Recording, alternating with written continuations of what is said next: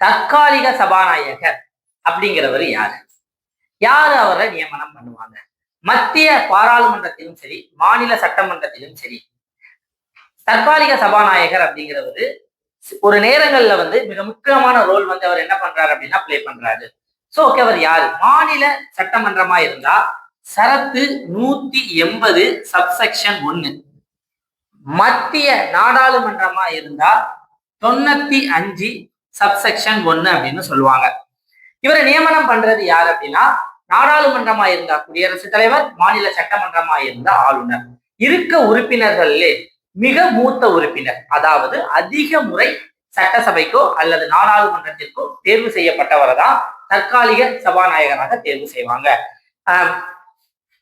நம்மளுடைய சட்டமன்றத்திலையும் சரி, நாடாளுமன்றத்திலையும் சரி ஒரு விஷயம் சொல்றாங்க. என்ன சொல்றாங்கன்னா, நாடாளுமன்றத்துடைய தேர்தல் முடிந்தாலும் சரி, மாநில சட்டமன்ற தேர்தல் முடிந்தாலும் சரி, முடிந்ததுக்கு அப்புறவு சபாநாயகருடைய சீட் காலியாயிடும்.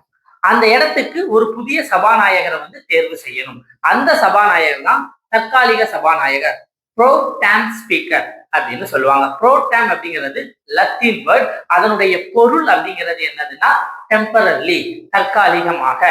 இவருடைய வேலை என்ன? புதிதாக வரக்கூடிய நாடாளுமன்ற உறுப்பினர்கள் அல்லது மாநில சட்டமன்ற உறுப்பினர்களுக்கு பதவி பிரமாணம் பண்ணி வைக்கணும். இதுதான் இவருடைய முதல் வேலை. இரண்டாவது வேலை என்னதுன்னா, சட்டமன்ற சபாநாயகர் அல்லது நாடாளுமன்ற சபாநாயகருக்கான தேர்தலை நடத்தி அவரை தேர்வு செய்வது. இந்த 2 முக்கிய பொறுப்புகள் இவருக்கு இருக்கு. தற்பொழுது நம்மளுடைய மாநிலத்துல பாத்துக்கிட்டீங்க அப்படின்னா, தமிழ்நாட்டுல கருப்பையா அப்படிங்கிற எம்எல்ஏவை தற்காலிக சபாநாயகராக நியமிச்சு புதிதாக வந்த எம்எல்ஏக்கள் அனைவரும் பதவி பிரமாணம் பண்ணிட்டு இருக்காங்க. அவர் பதவி பிரமாணம் பண்ணி வச்சிட்டு இருக்காரு.